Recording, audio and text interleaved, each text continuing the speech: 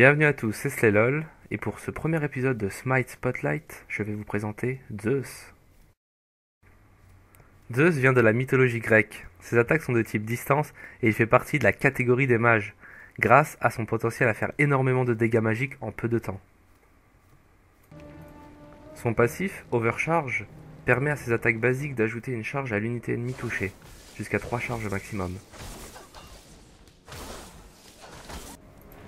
Sa première compétence, Chain Lightning, permet à Zeus d'envoyer une boule d'électricité devant lui qui rebondit entre les ennemis. La boule peut rebondir jusqu'à 5 fois par rapport au niveau de la compétence.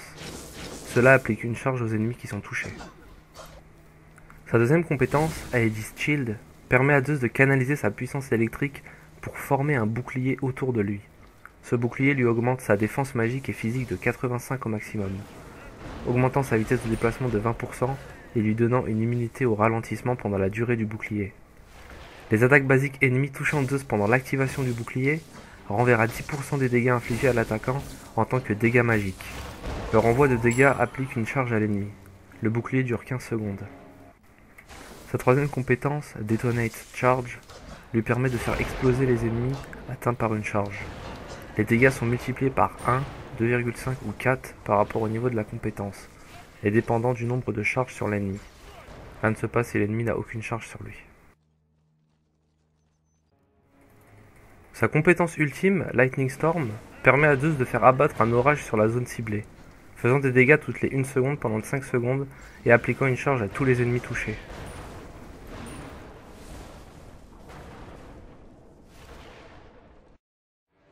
Les items recommandés pour Zeus seront orientés vers une augmentation de la puissance magique, des points de vie et mana, et un petit peu de protection.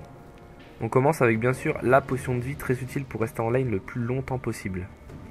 Ensuite, les indispensables Boot of the Magi qui fournissent de la mana, de la puissance magique et de la vitesse de déplacement.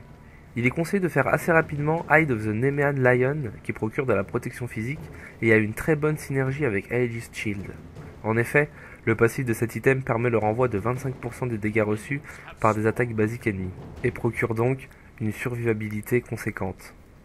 Le reste peut être modifié selon votre façon de jouer, mais tout en restant dans les statistiques recommandées. Merci à tous d'avoir regardé ce Smite Spotlight, c'était Slaylol, à bientôt.